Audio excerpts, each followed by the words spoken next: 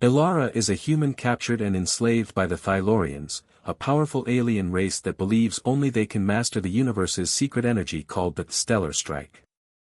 Bound by cruel magic shackles in a desert quarry, she endures backbreaking labor and watches fellow prisoners die of heat and exhaustion. Yet through a breathing meditation taught by her grandmother, Ilara learns to channel the same divine power her captors claim as their birthright. As she shares that secret with others, a spark of revolt ignites. Every new follower reshapes the galaxy's understanding of power. The tone is tense and cinematic, with sweltering heat, glowing plasma, and deadly arenas. It's about suffering, hope, and the moment when a single person's courage can overturn centuries of belief. The stakes are life or death, for Ilara, for her students, and for the Thylaurian Empire itself. The desert sun sat low over red stone peaks when Ilara first heard the hammers crash. She blinked against the glare and let sweat drip into her eyes. Her arms ached already. The energy shackles around her wrists felt like coiled heat. Every second the chains pulsed with power, an unseen flame cooking her flesh if she tried to run. She had learned that lesson the first day she arrived. Now she stood in a long line of prisoners, each clutching a heavy pick or hammer, each waiting for the work shift to begin. Ilara had seen 30 summers pass under the sun. Before the capture, she had tended desert crops on her homeworld. She knew heat and thirst. She knew how to find water in the dunes and how to make shade from scraps of cloth. Yet none of that mattered here. The Thylaurian quarry was a different kind of desert. It shifted heat into every breath. It stole strength with every strike. She raised her hammer and rotated her shoulders, testing her form. Her muscles screamed in protest. A deep voice rumbled through the air. "Begin," said the guard. Ilara recognized the tone. It was Thes, a Thylaurian master guard known for cruelty. Her bronze scales caught the sun. Her eyes glowed faintly with power. When she walked between the lines, prisoners bent their necks to avoid her glare. Now Thes stepped forward. She swung a hammer once, a test strike. A red stone cracked under the blow, sparks of energy dancing across its surface. The crack spread out, splitting the rock along a long seam. Ilara swallowed. She thought of her grandmother teaching her to count breaths. For short inhales, one long exhale. She thought of jasmine tea and soft hands guiding her small frame into meditation. She reminded herself to breathe. In. In. In. In. And then out. The simple pattern felt strange under this sky. In. In. In. In. Out. Thes watched her. "You stop?" the guard asked in rough tones. Prisoners did not stop. They hit rock until collapse. Ilara kept her eyes on her hammer. She swung down. The first strike was clumsy. Her hammer bounced off the stone. Heat flared through her arms. She staggered but stayed upright. "Again," Thes said. The guard's voice had no mercy. Ilara inhaled 4 times in short bursts. She felt the air burn. She gathered at her core. She held her weight on her legs. She swung with intention. The hammer found a seam. The rock spit a shower of fragments. Ilara's heart thundered.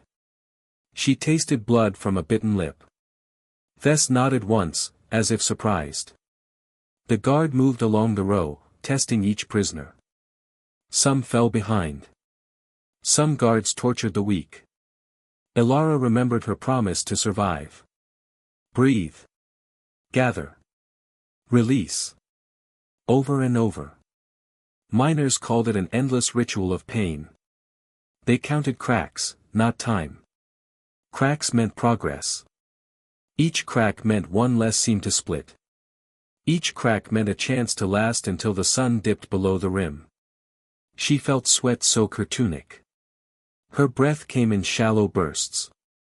Still she held to the pattern. When the shackles glowed hot, she paused, counting silently. In. In.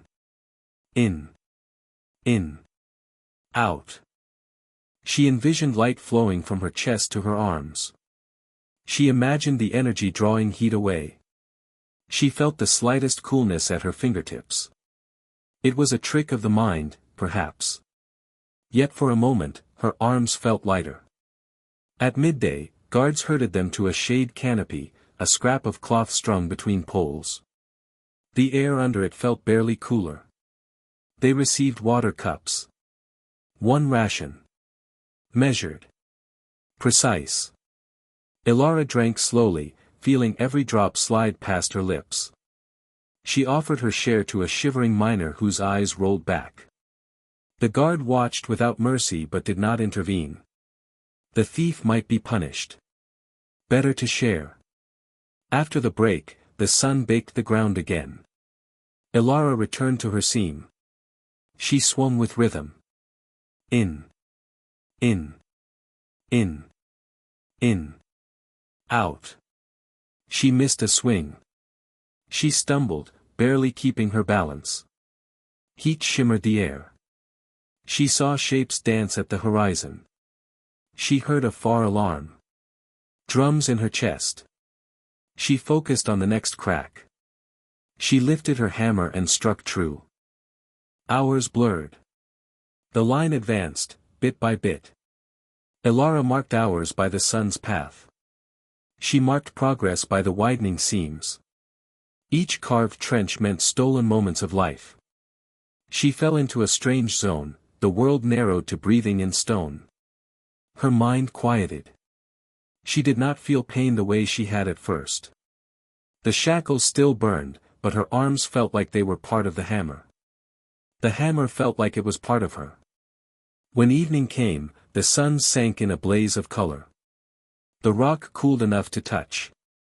Guards counted heads. 30 had started. 28 remained. Ilara joined them to return through metal gates into the cave cell. The walls dripped collected dew. 1 cup of water awaited each prisoner. Ilara drank deeply. She sat against the wall, closing her eyes. She felt bone-deep exhaustion. She felt something else too, a quiet spark of calm. She thought of her grandmother's words, energy flows where attention goes. She traced the pattern again. In. In. In. In. Out. She imagined light gathering in her chest. She imagined it pulsing through her arms, through her hammer, through the stone. She held the image until sleep claimed her. Deep around her, men and aliens whispered. Some spoke of hopeless escape. Others spoke of dreams of stars. Ilara dreamed of flight. She dreamed of home. She dreamed of power neither shackles nor guards could steal. She tight-fisted the corner of her tunic and vowed to learn what the Thylorians claimed as divine. She would earn her freedom by midday tomorrow. She would practice until every bead of sweat became proof of her resolve and her power. The next morning dawned with a pale sky that barely promised relief. Ilara's body ached in every joint, but her mind burned with purpose. She rose before the guard sounded the horn, tracing the breathing pattern in the dim light. In. In. In. In. Out. Her chest rose and fell like an unseen tide. She stood motionless, picturing light pooling in her core, then flowing through her arms to her hands. The shackles at her wrists pulsed faintly warm, as if sensing her focus. At the quarry, prisoners gathered in lines. Thes stalked among them, bronze scales glinting. Her eyes flicked to Ilara, then away, as if uncertain. When the guard called, "Begin," the work resumed. Hammers rose and fell in deadly rhythm. Ilara gripped her tool with both hands. She inhaled sharply 4 times. Her vision narrowed. The world around her dimmed to the single point of the stone seam. In. In. In. In. Out. She swung. The rock cracked. A thin filament of white energy arced from her hammer's head, like a spark on metal. Ilara froze, heart pounding. The other prisoners hesitated. Tess narrowed her eyes. Ilara repeated the breath. In. In. In. In. Out. This time, the arc grew brighter, longer. The crack widened in a rush. Steam hissed from the fissure, even in the cool morning air. A murmur rippled through the line. Prisoners dropped their hammers, stepping back. Guards tensed. Ilara's legs trembled. She did not understand what had happened, only that she had changed. She blinked and the spark vanished. The seam lay open, easy prey for any hammer. She shook her head and gripped the handle. She finished the trench, forging ahead with normal strikes. The glow had died, but something in her chest shivered with promise. At the water break, Ilara cupped her ration. She saw a small figure crouched against the wall. A Saurian prisoner, slender and gaunt, shivered with exhaustion. Ilara held out her cup. "Drink," she said softly. The figure looked up, wide-eyed. Tears tracked through dirt on pale cheeks. The figure took the cup, hands trembling. They sipped, gasping. Ilara nodded once. She did not yet trust them, but the spark in their eyes mirrored her own. After the break, Ilara returned to her seam.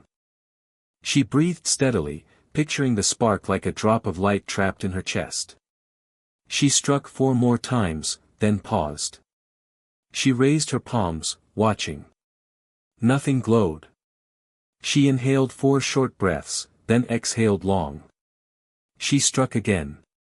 A faint shimmer flickered at her knuckles. Enough to make her heart race. Enough to confirm that something had shifted. Guards noticed. Tess halted nearby, closer than before. Ilara lowered her hammer. "More breaks?" the guard asked, voice low. Ilara swallowed. She shook her head. Tess studied her, nostrils flaring. The air between them crackled. Ilara's eyes fell to the stone. She did not dare meet Tess's gaze. "Continue," the guard said at last, stepping away. Ilara exhaled slowly. Throughout the morning, whispers spread among the prisoners. "Did you see the spark?" one asked. Another nodded, voice hushed. Ilara's breath kept her calm.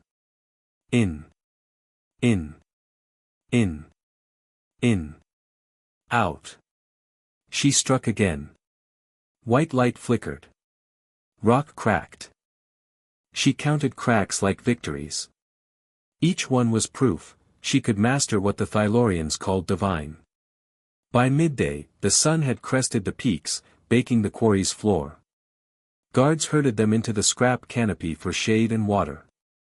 The Saurian approached Ilara, offering a folded cloth. "Cover your wrists," they murmured. Ilara accepted. Inside the cloth, she found scraps of dusty fabric. The prisoner folded it into makeshift wraps around her shackles. "It helps," they said. Ilara nodded. She had no time to question kindness born in a prison yard. She tied the cloth and returned to line. That afternoon, Ilara worked a deeper trench. The line had advanced only an arm's length. Guards pressed them harder, shouting. Hammers fell faster. Heat radiated from every face. Ilara's breaths came quicker. She closed her eyes, picturing light gathering like molten silver in her chest. In. In. In. In. Out. She struck the seam. The spark burst brighter than before. This time, it lasted half a second, enough to blind her to the world for a heartbeat. When she opened her eyes, guards stood still. Other prisoners froze mid-swing. A hush settled. Ilara's pulse thundered in her ears. She stared at her hands. The cloth wraps glowed faintly. She smiled, though her mouth felt dry. She lifted her hammer for another strike, testing her control. Nothing. The glow receded to memory. Tess stepped forward, stride measured. The other guards stepped back. Ilara braced herself, expecting pain. Tess reached out, placing one clawed finger against the cloth wrap. Ilara almost gasped. The cloth glowed brighter where touched. The guard's scaled skin shimmered under it. Her eyes met Ilara's, unguarded for an instant. "You breathe differently," Tess said, voice low and even. "Teach me." Ilara swallowed. She shook her head, voice stuck. Teach me," the guard repeated. "Or you break like the others." Ilara's mind raced. She had no choice. She exhaled long, then inhaled 4 sharp breaths. She felt the familiar pulse. She saw it in Tessa's eyes, the spark of understanding. She repeated the pattern as she taught, in, out. She placed her hands at her chest, demonstrating the flow. The guard mimicked her, awkward at first. Then the scales along her forearm quivered as if alive. A glow bloomed, soft and steady. A shout cut through the air. The guard stunned, looking toward the quarry entrance. Reinforcements had come, senior officers in spiked armor. They marched in, weapons drawn. Prisoners scattered, fear surging. Tess straightened, glare returning. She spat at Ilara. "No more teaching," she snapped. "Just work." Ilara stepped back, heart pounding. The seam lay open before her. She raised her hammer again, thankful for labor's calm. She struck the stone. In. Out. The spark flickered and vanished. She swung again, smashing the rock. Behind her, prisoners fled to their posts. Guards barked orders. Tess resumed her patrol, guards flanking her. The new officers glanced at Ilara, suspicion written in their hardened eyes. She did not look up. When the shift ended, the line returned to the cell. Ilara's wraps were singed in places. She peeled away the cloth, revealing faint burn marks. She pressed her fingers against the skin. No pain. Only a memory of heat. In the corner, the Saurian waited. They saw, they whispered. They know. Ilara nodded, trading her fabric for another cup of water. She drank. The cell's damp air cooled her throat. She sat against the wall, tracing the pattern again. In. Out. She pictured sparks swirling like fireflies. She pictured herself free. A hush fell over the prisoners as a guard approached. Not Tess this time, but a lieutenant bearing a data pad. "Human," he said, voice brusque. "Report to the administrative wing at first light. Your skill is required." Ilara's heart stuttered. "Required?" She rose, water cup trembling in her hand. Other prisoners watched, fear and hope mixed in their eyes. She tucked the data pad under her arm. "Be careful," the Saurian said. "Don't trust them." Ilara stepped through the cell door. The lieutenant's boots clacked on stone. He did not look at her. He opened an adjoining corridor that led away from the cells. Torches lined the walls. Shadows danced. Ilara swallowed. She did not know whether she would be honored or executed. She did know one thing: she had become more than a prisoner.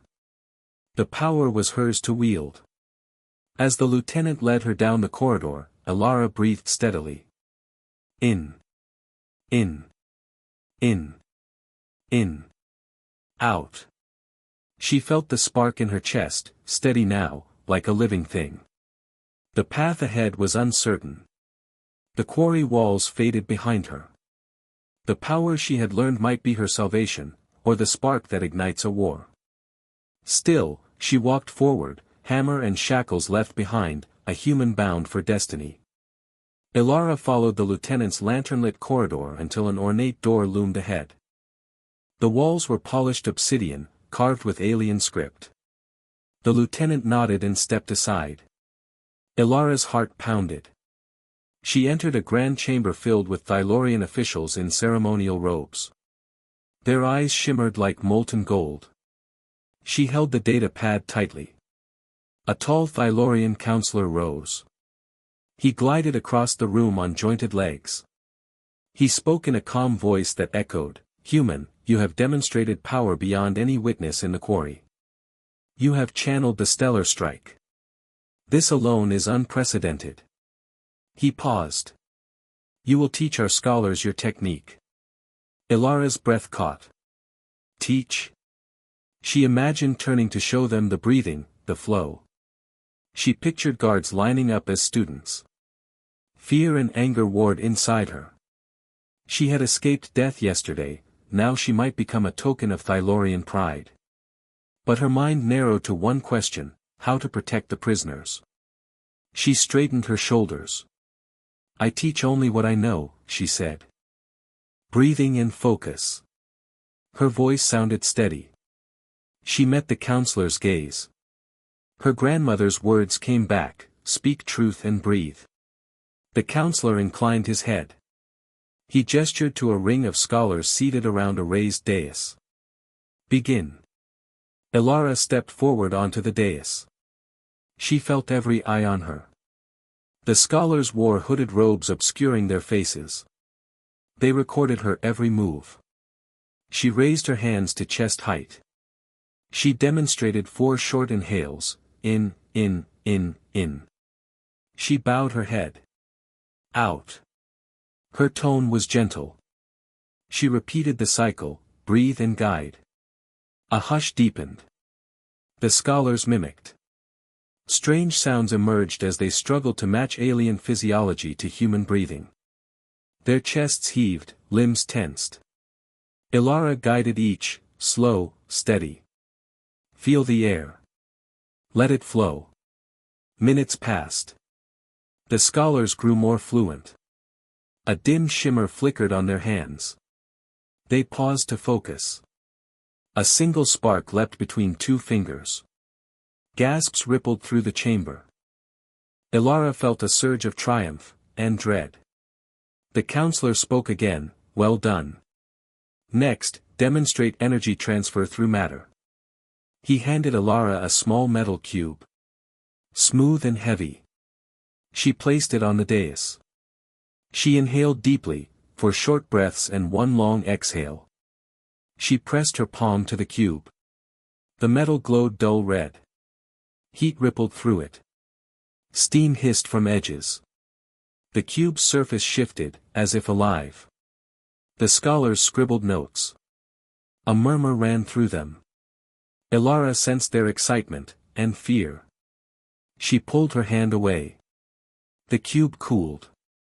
She wrapped it in cloth. The counselor nodded. "You have given us much. We will share this knowledge with the Empire." Ilara's chest tightened. Sharing meant her secret would spread. She had hoped to empower the prisoners, not the Empire. She clenched the data pad. Her jaw set. She decided she must escape again, and soon. But first, she needed allies. The counselor dismissed the scholars. Guards formed a ring around Ilara. She stood alone in the center. A single guard approached and bowed. He whispered, "Not all support this council. Meet me tonight in the Undercroft." Then he vanished. That night, Ilara lay on a narrow cot in a guard tower. Moonlight traced patterns on the floor. She replayed the guard's words. Undercroft, hidden chambers beneath the palace. Allies among the guards. It seemed impossible. Yet hope flickered. At midnight, she slipped from her bed. Her shackles had been replaced by lighter restraints, gifts. She flexed her wrists. No heat burned her skin. She moved quietly through silent halls.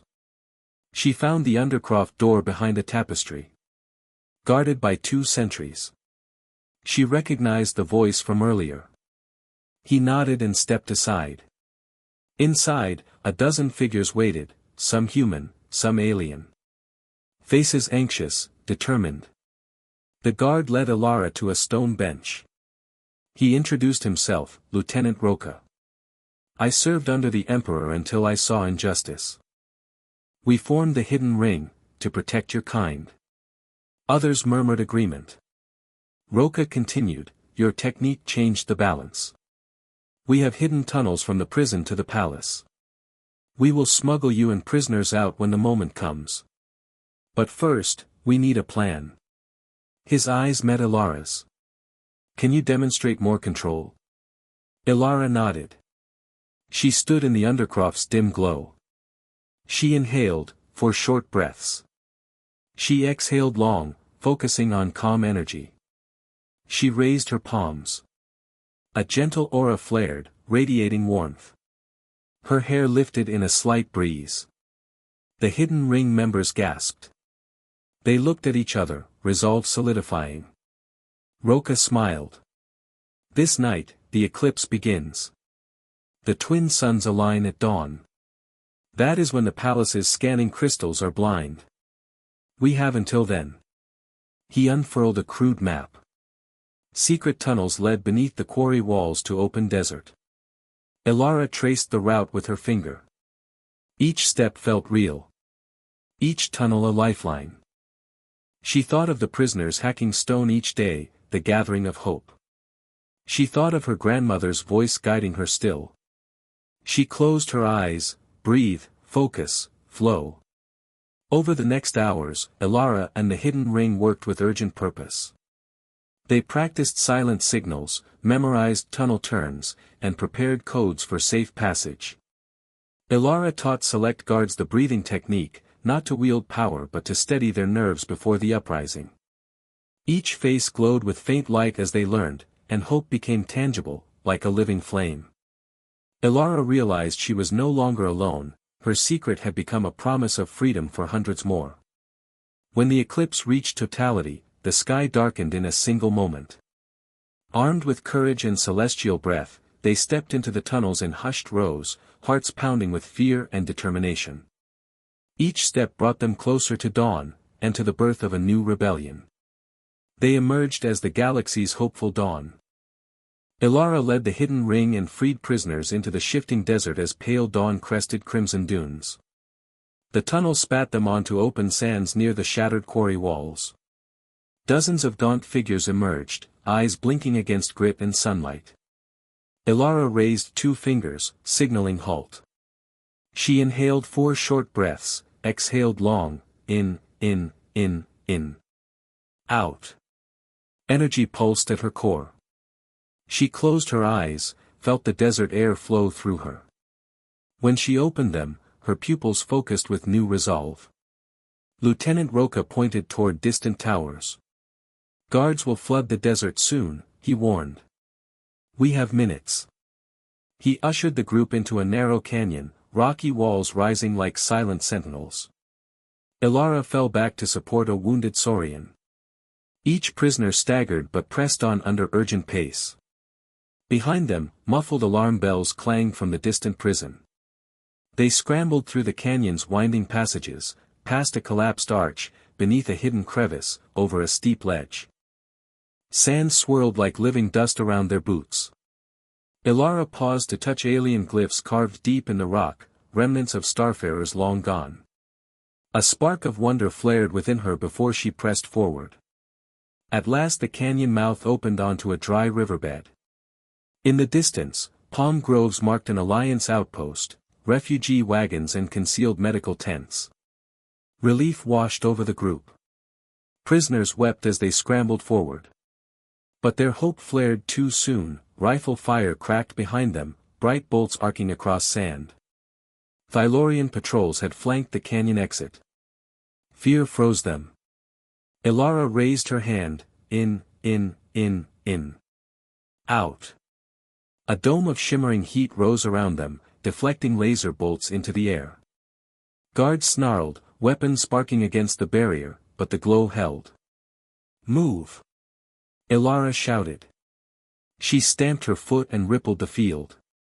Prisoners dashed across the riverbed toward wagons. Hidden ring fighters took cover and returned fire with borrowed weapons. Lieutenant Roca rallied beside her, covering their flank. He inhaled in the taut rhythm, in, out, and his rifle shot struck true. Rebel marksmen emerged from cover, exchanging fire with the patrols. The riverbed thundered with chaos. Amid the firefight, Elara crouched behind a crate. She pressed her hand to her chest, in, out. White light flickered at her fingertips. She aimed at the nearest guard and released a narrow beam that scorched through armor and sand. The guard collapsed. Elara's heart pounded at the power she wielded. Rebel wagons disgorged medical teams and heavier weapons. Alliance fighters flanked the patrols.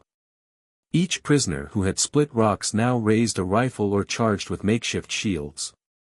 Energy flares lit the battlefield as they fought side by side.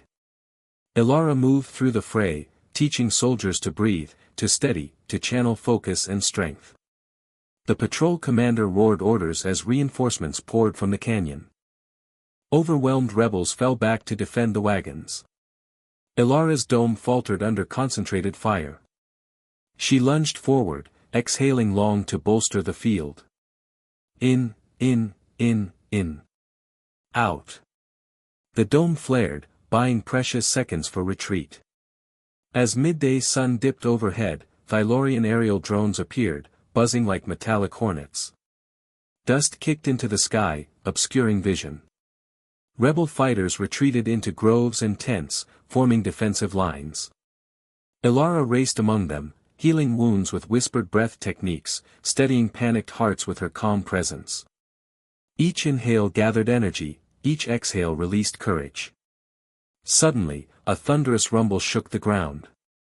The desert trembled as a towering war engine rolled over distant dunes, its massive treads carving furrows, cannons aimed at the outpost. The Thylorian commander advanced on foot, scales gleaming with lethal intent. His voice echoed, "Surrender the human, or we burn this refuge to ash." Silence fell. Rebel lines wavered under the threat. Elara's chest tightened. She stepped forward into the open, hands raised.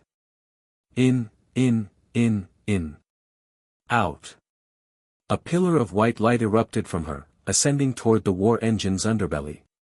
The ground cracked. Metal groaned under the blast. The war engine shuddered, stalled, then collapsed, treads buckled. Rebel cheers rose, defiance made real. The commander snarled, seething with disbelief. He raised his weapon, trembling with rage. Elara met his gaze without fear. "Free will is stronger than chains," she said softly, voice carrying over the battlefield. She inhaled again, in, out, and a wave of heat rippled outward, toppling soldiers and scattering drones. A stunned hush replaced the battle. Then rebel fighters surged, capturing survivors as the Thylorians retreated to regroup. Elara's dome faded. She collapsed to one knee, exhausted but triumphant. All around her, freed prisoners gathered, human, Saurian, Morvani and more, eyes bright with awe and purpose. Lieutenant Roca knelt beside her. "You've done the impossible," he said. "They believe now." Elara looked toward the horizon, where desert sand stretched unbroken. Beyond lay the Empire's heart, the palace, the spires, the warships that loomed like vultures. The price of this victory would be terrible. Yet she felt something new, a fierce hope that rose in her chest like a star ignited. She inhaled 4 short breaths, exhaled long, in, out. The spark within her glowed steady, unextinguished by battle. The revolution had won this battle. But the war for the galaxy's soul was only beginning. She rose, rallying the fighters with a cry of defiance. Behind her, a single phrase took hold among the ranks: "Energy belongs to everyone." The desert wind carried the words like a vow, and they would echo across worlds. The revolution spark had ignited a flame across the desert world. Ilara stood atop a sandstone rise, looking down on the refugee camp that bustled with new life. Tents rose where prisoners once crouched in chains. Workshops hummed with the forging of tools and weapons. Under morning light, streams of refugees gathered water at communal tanks once used only for rations. The air smelled of sweat, metal, and possibility. Ilara's transformed right arm pulsed with steady warmth, a reminder of the path she'd walked.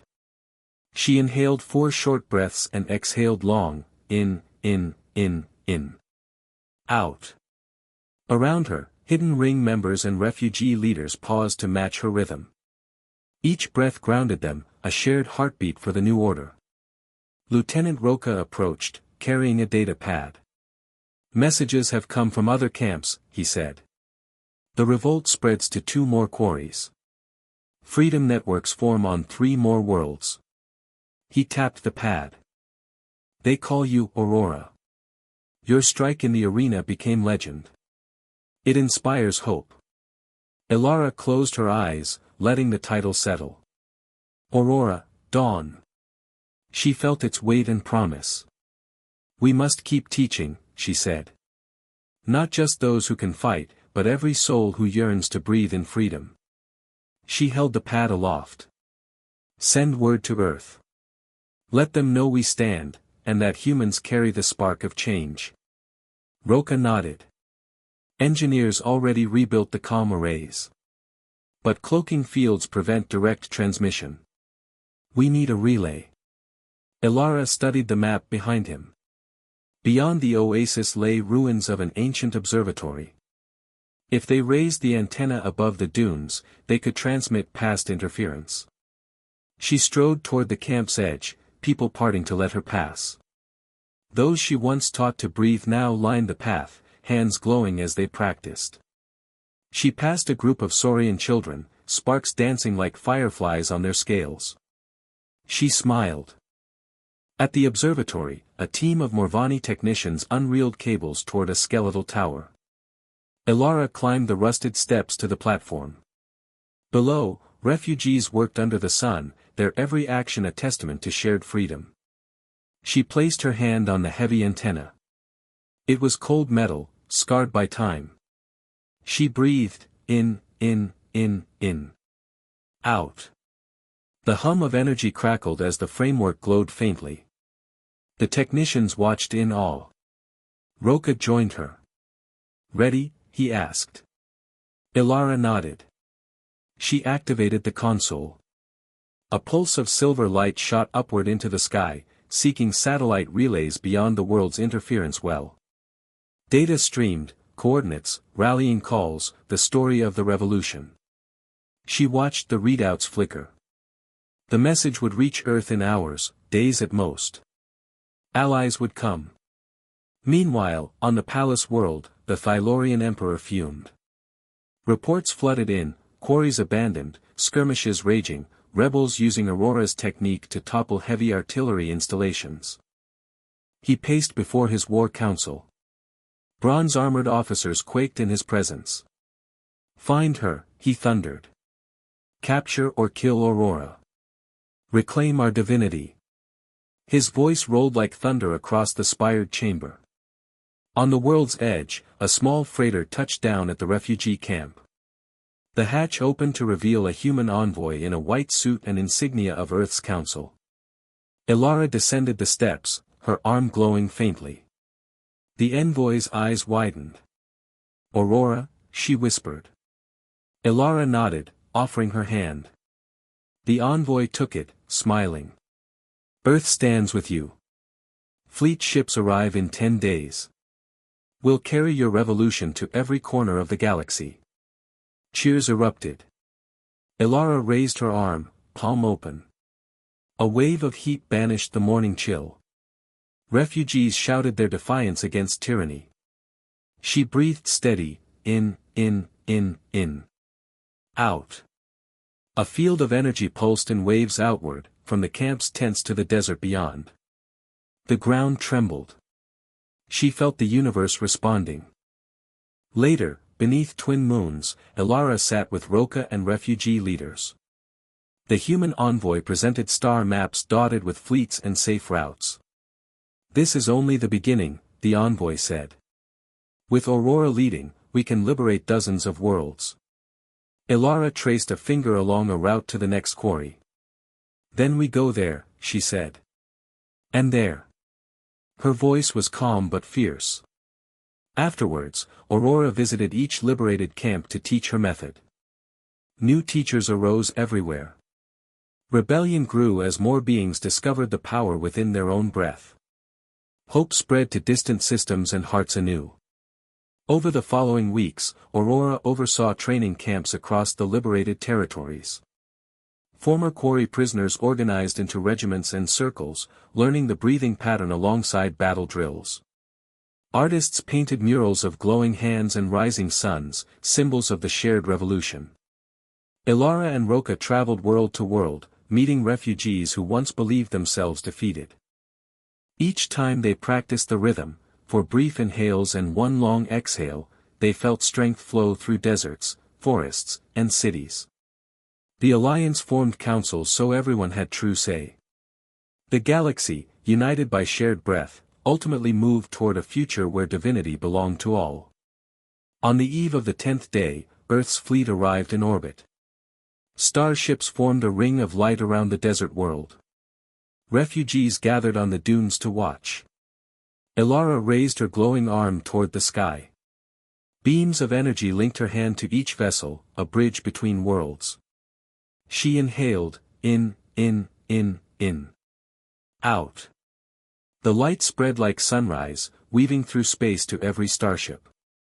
Delighted commanders listened to the human envoy's voice over comms. "Aurora has shown us the universe's song. Now we sing together."